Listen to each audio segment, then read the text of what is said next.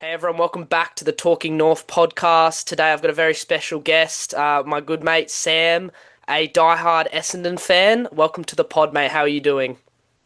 I'm good, thanks, Liam. Thanks for having me on, and I'm very excited to go through the preview. Let's Yeah, do it. All right, to yeah. start off with, what's your experience as an Essendon fan been like? Well, I was born into a family of just Essendon fans. My whole life, I've been a part of it, and yeah, I haven't seen much. I haven't seen much. Um, like at my age, my dad probably went to three or four grand finals, saw them win, and just saw the success of the club build. But hey, our time could come soon, and we're in a big rebuilding stage. We're actually doing a proper rebuild this time, and yeah, yeah. I've started to become more of a AFL fan than a Essendon fan recently, but yeah, always Bombers, always Bombers. Yeah, love that. There's the big question going around Essendon at the moment, your fan base. The coach for 2027. There's lots of talk about James Hird. Are you going to keep Dean Solomon? If it was up to you, who would your coach be in 2027? If it was up to me, It was entirely up to you. Who would you pick? Right here on the spot. right here in the spot, I would want us to run a proper process with everyone through. I wouldn't mind like a Longmire, James Kelly from Geelong. He had some experience with us. And we've seen what Stephen King's done at the D's, so that could be good. But it's hard to like go against Hurdy. It's it's hard. It's pretty like I feel like what any coach we do, like it's always gonna go back to Hurdy. Like we should have done it like Brad Scott, he was second in line when we got him along. Like he's always just gonna be in our back of our heads. So he it's and Dean Solomon recently I've heard he's in for a shot, but for me, I would want James Kelly or Longmire. Yeah, Okay. Nice, yeah, because there's a big Essendon contingent that is huge on James Hird. The other week there was a lot of fans that went to training with a James Hird sign and a nice. lot of your games. What is it Yeah. about James Hird that Essendon fans just, despite the drama that happened with the drug scandal, what is it about James Hird that Essendon fans just can't get him out of their head? It's just his aura, I think. Like him being like I don't know if you saw when he came back to the club and he did like a walkout and just I think he'll just add a different type of environment to the group and just he just has an aura about him. I don't know. It's about I reckon that's all it is.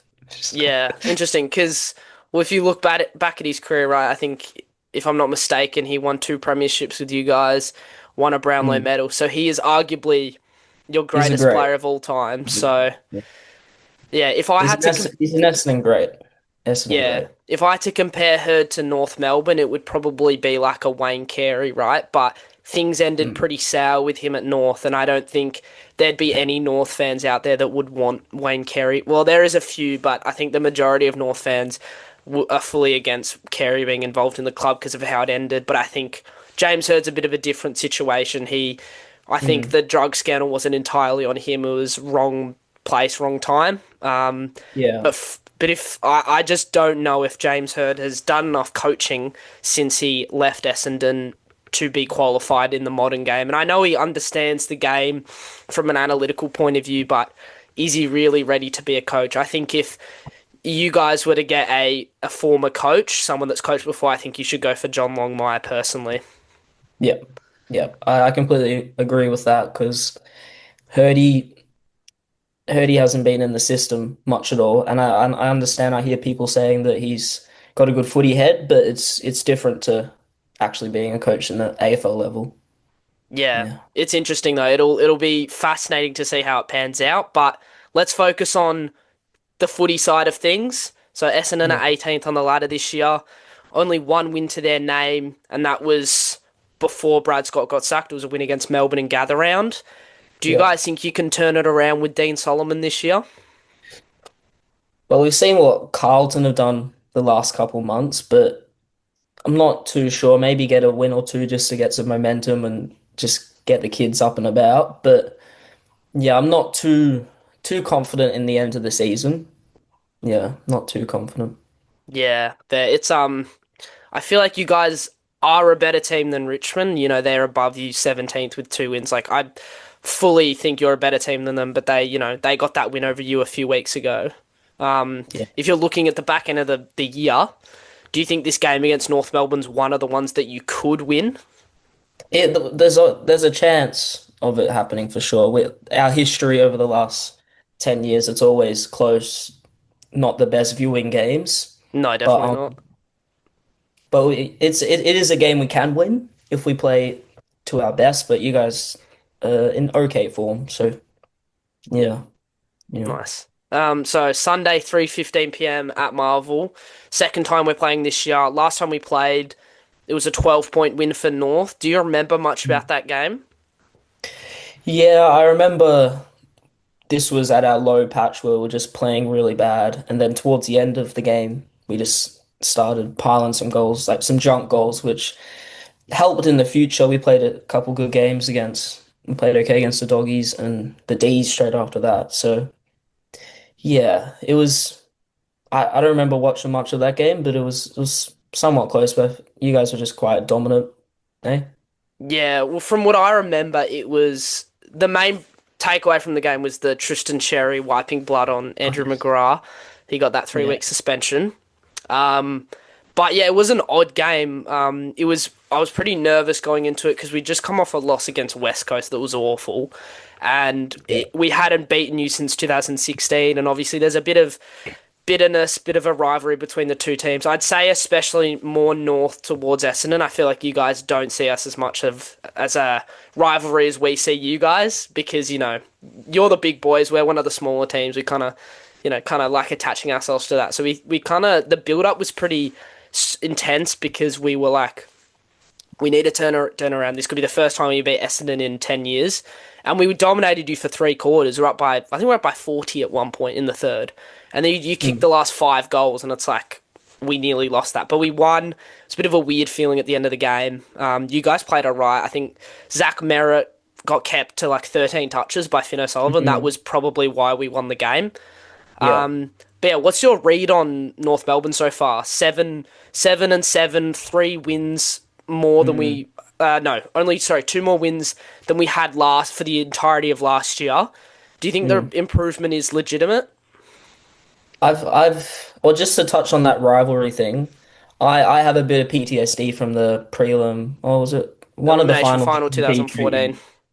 Yeah, I was at that game. It was Me too. Best day of my life. like, come on, man. But just touching on North's improvement, I think it's like little improvements. It's not like a big spike, but it's like we can see you're obviously getting more wins on the board and you're beating some good teams. But yeah, it should be an interesting clash. Yeah, Yeah, fair. I think the main difference with us this year is we're beating, apart from one game against West Coast, we're beating all the teams we should beat. For example, but Richmond twice, you guys once, Port Adelaide. We're winning the games we should win, which we in the past we haven't been able to. But I agree, it's not as big of an improvement as maybe the win loss says, but it's definitely improvement. yeah. Now touching on like some matchups and some players at North, is there anyone in particular that at North that you think might take the game away from you guys that could be a threat that you might have to worry about? Well, around the ball, you're a lot cleaner, I would say. Like just through Sheasel, he's found a bit of form recently, LDU and Finn O'Sullivan. So that the midfield matchup will be pretty interesting. Like we don't have a bad midfield, but we're just not doing the best right now or recently in recent weeks. But yeah, your forward line's been good. Larky's found a bit of form the last couple of weeks, which is what you guys needed. Like you needed your skipper to stand up a bit, but mainly I reckon just yeah, the forward line's pretty damaging. Yeah. Yeah, interesting because where I think you touched on it at the start, I think midfield is where we can get you. Our forward line's actually been a little bit off recently.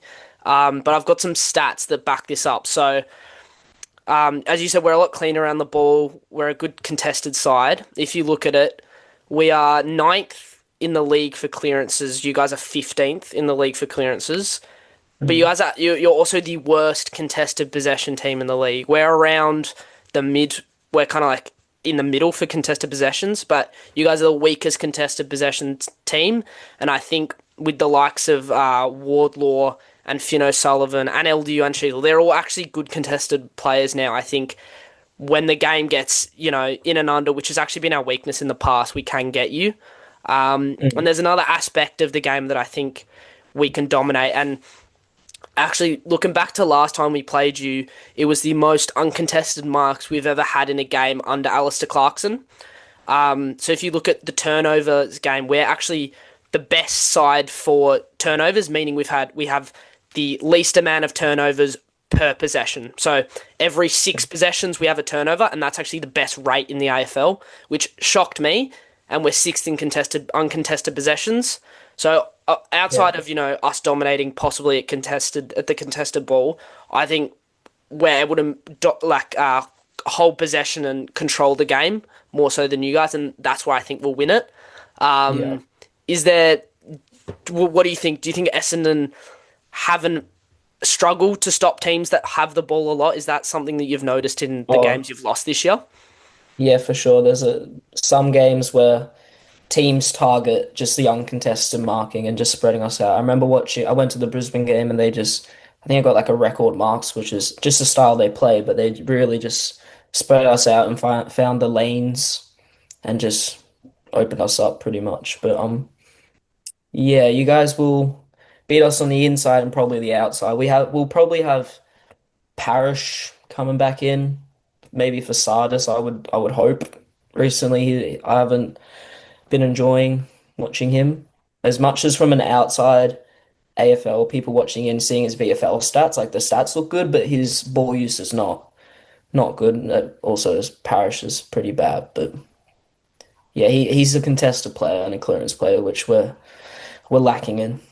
Hey, True. yeah. Do you want to touch on like what your issues particularly are with the likes of Elijah and Parrish? Like what in particular is the issue with those two? You know, it's often one coming in for the other, but they both have issues. What is it about them in particular that worries you and kind of makes you probably Mhm. a weaker midfield siding compared to the rest of the league?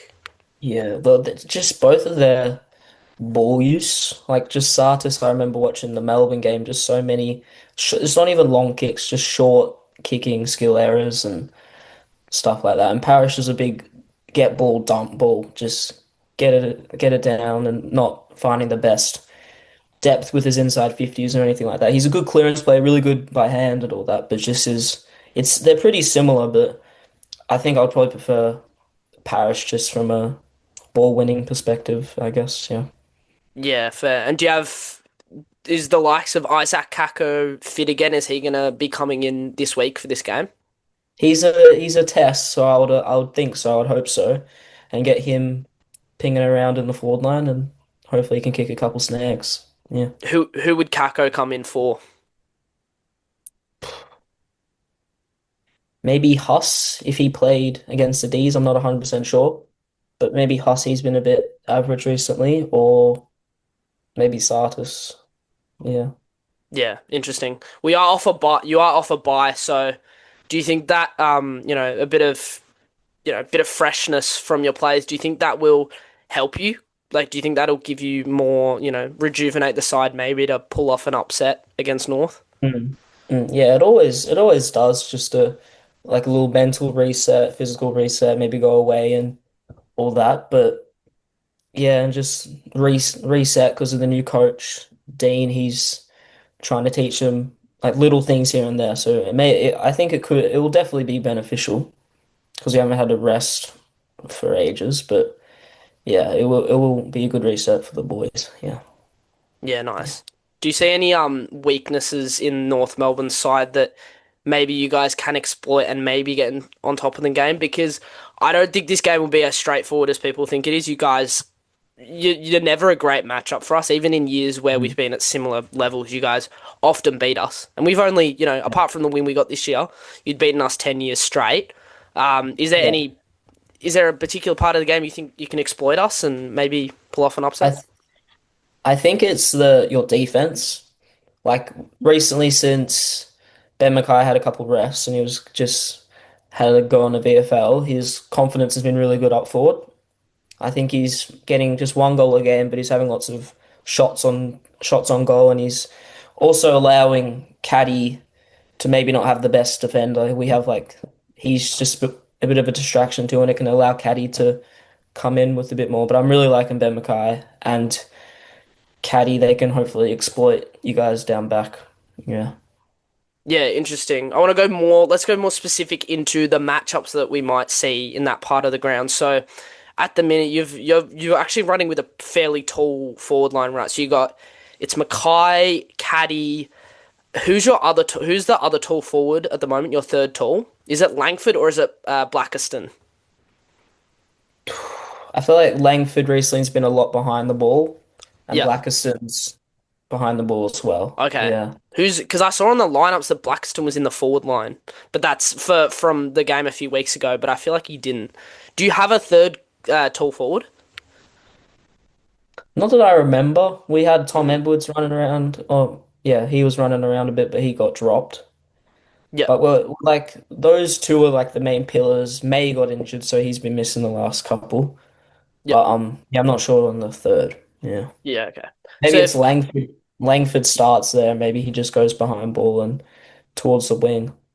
Yeah. Mm. So with your two main key forwards at the mid. So last week North we only went with the two key defenders. So we went Charlie Comben and Aiden Core, who came in for Loke, who got dropped because he was absolutely terrible against West Coast. I'd Yeah. imagine those two stay in. I don't think Loke comes back in for Core. So if I had to guess, I think Comben would go on Nate Caddy because Comben's a Yeah. little bit more athletic. Can move with him a bit. Nate Caddy's a great player and he could easily have a huge game against us. And then I'd say Core goes on Ben McKay, which is interesting matchup because Yeah. if you look back to 2022, 2021, Core and McKay played with each other at North Mm. in our backline. So I think Core knows McKay well. Probably knows how he moves. He obviously McKay formerly used to be a forward at North Melbourne his first 2 years, and then became probably our best defender just before he left. So I'd say Yeah. Core goes on McKay, which could be interesting. I think McKay's got a bit of height on Core, but Mm. Core's pretty stoic in he doesn't get beaten that much. Like I don't love Aiden Core as a defender, but he doesn't he won't let McKay have an absolute, ripping game. But I think where you guys can exploit us is the Caddy and Comben matchup. I've really liked Comben this year, but Yeah. sometimes when he plays on a quality forward, which I think Caddy is, they can get out. Do you think Caddy could be the key to, piling on? And if it is a low scoring game, maybe a 4 goals from Caddy could win the game for you guys. Do you reckon Caddy's in for a big one? Yeah, he could be in for a big one. The last month, or just a couple games before our bye, we really struggled just with our ball use getting it to Caddy, just not using him as much as we probably should have as our like star player. We want to keep him around at the club for as long as we can, keep him happy. But yeah, he could be in if we start using him. Like I definitely see that. But I also like the matchup of Comben because they're both quite agile, big guys. So that will be pretty decent. And Mackay on course should be pretty good, I reckon, as they played with each other. And Mackay's been clunking them recently, just lots of pack marks and stuff like that. So he's in decent form. He's doing a lot better than people look at him, I reckon. Yeah. Yeah, if I think Ben McKay is probably the most overhated player in the AFL. I understand that he has had some shockers for Essendon. He'll take a good intercept mark and then pass it straight to the other team, and that happened at North, right? He would get around 7 intercept marks a game and then he'd turn it over. But I think McKay has had the issue of always being on a bad team, and when you're always on a bad team as a defender, it is literally the hardest role in the AFL. And I think he cops way too much. And I really like that you've moved him forward because that's less pressure. When he takes a mark, he's not trying to kick out a defense, he's going for goal. And yes, it is pressure kicking a goal, but it's, missing a goal is less detrimental than turning it over. So I think Ben McKay's a talented player, and I think he's such a confidence player. And it would not Yeah. shock me at all if Ben McKay kicks a career high against us. Like I can absolutely see that happening. Yeah. We have this weird knack of letting these key forwards have breakout games, and I know he's like 27, but it would be a breakout game as a forward. I think the Yeah, most for he's sure. probably kicked in a game is two. So watch this space. Ben McKay might get a career high. Yeah. Do you think Uh, that could happen, or am I just I could see. Well, he kicked one goal three last week, so yeah, he's having looks at it, and two of them hit the post. Like he's having good looks, and yeah, he could be on for a career game. I reckon. yeah? Yeah. No, it is And interesting. also This just Adam Mackay, it's like also from an Essendon perspective, just the money he's getting. Just yeah, that's one thing the fans target when they have a yeah. go at it. The thing is, you had to pay him that amount, right? So when at the end of 2022, we valued Ben McKay as a player 100%. We thought him and Comben could really be pillars in our defense. We were only offering him around 800K, but you guys were like, no, is it a million he's on? If I'm not, he's on a million a year, right? Yeah, yeah, Yeah. yeah, So you guys were willing to pay more, and we were like, absolutely take him. And we ended up getting an extra draft pick in that we got pick four, which has ended up being Zane Dersma. We could have picked Nick Watson. No point regretting that now. Speaking of yeah. Dersma, is Xavier Dersma in the team at the minute? I think so. I'm not I'm not 100% sure if he played Yeah. against the D's. I'm pretty sure he did. So it'll be the Dersmas will be playing up against each other, which is cool. And there's another interesting one as well. At the minute, we've got Cooper Harvey in our team, son of Hmm. Brent Harvey. Nate Caddy and Cooper Harvey are best mates. Oh, They really? grew up next door neighbours. Brent Harvey was Nate Caddy's mentor. Nate Caddy was a North Melbourne fan. In saying that, do you think there is any chance Nate Caddy comes to North Melbourne? What type of shout is that? Have you not heard this? Have you not heard these rumours at all? I know they're mates, but I haven't heard that type Mm. of room. But I'm not just making this up. It's a thing. Making the rounds. if North keep improving and we don't show much improvement, for sure he there is any possibility he'll leave. Yeah. And Do you know when his if that's contract's out? Tassie or I think one more after this. Okay, well that's the perfect threshold for Tasmania. Yeah, yeah. I don't see him going to. They're I don't see him going to Tassie though. Like I don't like know. as a person, yeah, true. Yeah, I just think I feel like he's like I know Tassie's a weird one. I think Tassie are probably going to have to target experienced players that will be willing to settle down with their families there rather than a young player leaving Melbourne to go to Tassie. That's my feeling with Tassie as a team. I think they're going to have to go with the more experienced players. Yeah, So I don't think Caddy to Tassie would be on. I mean, I would like Nate Caddy at North. Obviously, that'd be cool, but I don't see it happening. I think Nate Caddy, yeah, he's him and Kako are really good mates as well. They both went to Parade, so I think there's connections that Caddy has, and I think you've got a few mentors for him like Matthew Lloyd, Dustin Fletcher, some of the experienced guys that are kind of like mentoring him to stay at the club, and yeah, I think it's so important that you guys keep him because I outside of probably Zach Merritt, I think he's your best player. So yeah, I think you guys will keep yeah. Caddy, but there's a few rumors going around, but that always happens. Hey, you never know. I would think he will go to a big football club. Yeah. So, Wait, what do you say? Are you saying North Melbourne aren't a big team, Sam? What? well, if Essendon don't improve, North are improving, maybe he will go there, but he Yeah, could jump ship to a big club, like yeah, a big four, a big three.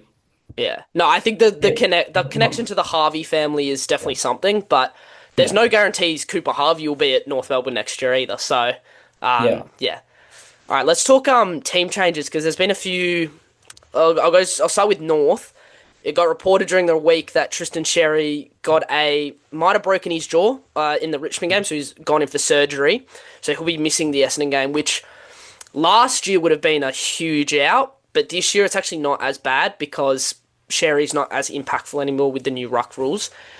So looking at that, there's a few things North Melbourne could do. When Sherry got the 3 week suspension when we played you guys last time, and he missed. It was the Carlton, Brisbane, and Richmond game. I'm pretty sure the three games he missed. We brought in Callum Coleman Jones, and he did ruck work with Jack Darling. And Cooper Trembath. Since then, we've brought in Taylor Goad as a second ruck to Tristan Sherry, and Cooper Trembath's doing a lot of ruck work at centre bounce. There's a few ways North Melbourne could go with Sherry being out. They could either bring in Coleman Jones as the number one ruck. He could play around 70% time. Goad, who has been playing under 40% in his two, he played under 40% game time in his two games so far. He could just continue to do that and Trembath in the middle. Or it could be the first time Taylor Goad is our number one ruck, and we go Trembath at centre bounce and Darling does a bit of work. Are you familiar with Taylor Goad at all? He's played two career games. Have you seen any of I've his? I've seen some of his stuff. I've seen he's had really low time on ground. So maybe we're sharing out that last option where he Trambath is CBAs and then around the ground Tyler Goad takes over. I don't Yeah. mind that option, yeah. You guys have an interesting ruck situation at the moment. Is Peter Mm. Wright still doing, or is he injured at the minute? He's been injured recently and we've had Nick Yeah, Nick Bryan, and Bryan is it playing. Blackiston, your two rucks? Yeah, he usually chops out with him too, yeah. Yeah, so Yeah. I actually remember last time we played you, Blackiston probably had his best game for the year against Sherry. Blackiston got more hit outs at centre bounce than Sherry because he's got a good leap on him, and I remember he kicked the first goal of the game as well. So this game it'll be an interesting ruck battle because it's both teams don't have their best rucks pretty much. Because I'd say Peter Wright, from what I saw, he was actually really good in the ruck, and we don't have Sherry. It'll be a game that neither team has their best rucks. It'll be a bit of a slog. It'll be like, second option against third option against Yeah. second option kind of thing. Do you think Sherry being out gives you a little bit of an upper hand around the ground at all, or do you think it won't Yeah. make For much of sh an impact? for sure around the ground. He hasn't been as impactful as a sole rock, but he's still a good pressure player, good tackler, gets his hand on the balls, and he's still a good mark. So for sure it's a little boost for us this week, but yeah, we'll see how Brian and that goes. Hey? Yeah, it'll be an interesting battle. I'm like very curious to see what we do at the selection table. I'd imagine we go Coleman Jones because I think Taylor Goad's a young ruck and they often kind of want to manage those guys a little bit, their bodies and he's probably not at the level yet to play majority time. So I'd imagine Coleman Jones comes in for Sherry. And I'd say that would be our only change for the round. There's no other injuries. Tom Powell is fit again. I don't think, if anything, Tom Powell comes in for Charlie Spargo. But if I had to just guess, I'd say our only change will be Coleman Jones for Tristan Sherry. Yeah. What do you reckon your changes will be with Parrish and Kako being fit? What do you reckon your changes will be for the I game? would I would think Kako would come straight in and Parrish and Sardis, that one, it could happen, but I'm not 100% set. But Kako just adds more pressure into the forward line. We know what he can do in there and just be an elite crummer. And Parrish just as that veteran to play through our midfield. Like, yeah. Recently, I haven't minded our midfield with Durham finding a lot of form, He's a Merritt good running player. through there a bit recently. He's been doing really well. I wouldn't say he's doing really well halfback merit, but he's trying to be a bit of a general back there. So we'll see if they what they do with merit in that way. Yeah, Yeah, I'd imagine Merritt will play on half back because last time you played in the middle, Finn O'Sullivan kept into 13 touches. So I'd imagine you'll keep Merritt on the half back. A little bit how like we've got Luke Parker there. We forgot to mention Archie Roberts. He did his shoulder against Melbourne and is out for the year, which sucks. So I think Zach Merritt being off the half back as the main accumulator back there is going to be important for you guys. And Zach Merritt always plays well against us. Aside from the game this year, he always is probably best on. yeah. Um, Well, do you think he will get tagged? if he's off the halfback, no, I don't think we'll bother No. with that. We might put Jacob Constanty to try restrict him a little bit because that's what Jacob Constanty has done in the past against Nick Blakey. So if anything, Jacob Constanty will try like do a little bit of a pressure roll on Zach Merritt. But I don't think Merritt's at the level anymore that we really need to pay that much attention to him. I think we trust that we can just play better than you guys. So Yeah. yeah, to finish off, Sam, give me your prediction for this game. Who will win and by how much? This may not sound very Essendon, but like I reckon North by like 8. I'm not. Yeah, we have the kids. We have Roby playing all right. Sharpie, like we got kids coming through. If they take a hold of the game, we could win it. But we also need our older players to come through, and they haven't been the best as of late. So I think you guys win. I'll be happy if we win. But yeah, that's my prediction. That's a fair prediction. I think you guys are good enough to make it a slog, a close game. I don't think you will win. Um, I think we are due a big win, I'd say. Like, Okay. all due respect. Last week we should have beat Richmond by more. I think under the roof we'll convert more than we did. Be more accurate. So I think we will win by, I'd say, I'll be respectful. I'll say 30 points we'll beat you guys by. Because I think Sherry out, we won't probably can't smash a team with Sherry out and Paul Curtis out. But I think, yeah, so I'd say North Melbourne will win by 30 points. That's my prediction. Well, if that happens, we might have to sack Dean Solomon. I don't know if I can take 30. 30. Oh, it could be, mate, it could be more than that. So I think you should take 30. But Okay. Sam, thank you so much for joining. It's been a pleasure to have you on. Repping the Bombers really well. It's obviously been a tough year, tough few years for you guys, but I respect that you still believe in the team, and I think there's some Essendon fans out there that are way too negative, and I like your perspective that you have. So yeah, thank you for joining me, mate. I'm sure it won't be the last time. Yeah. And I will see you at Marvel Stadium on Sunday. Sounds good. Yeah, it's been an honor to be here. Big fan of your work talking North, and yeah, I'll see you Sunday.